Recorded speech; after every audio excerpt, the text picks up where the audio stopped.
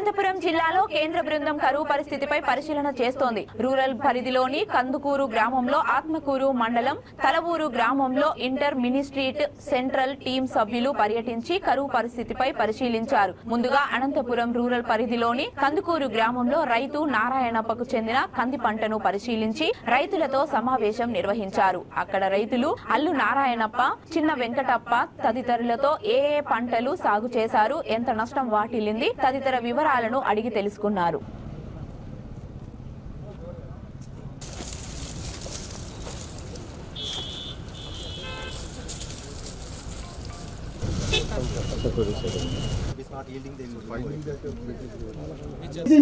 రూపాయలతో 48,000 రూపాయలు విత్తనాలు కొనడం జరిగింది. డిపార్ట్మెంట్ ఆఫ్ ఎక్స్పెండిచర్ వారికి స్వాగతం, సుస్వాగతం.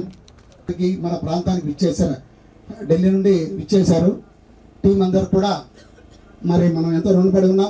చాలా సారి చెప్తున్నాను కదా, ఈ పంట మళ్ళీ మీరు అంటే చిల్లి కానీ వేరుశెనగ కానీ, ఇప్పుడు జోవార్కి చెప్తున్నాను, మేము జోనాలు చెప్తున్నాను, కోర్రా చెప్తున్నాను, అది మీరు ఎందుకు వేయడం లేదా?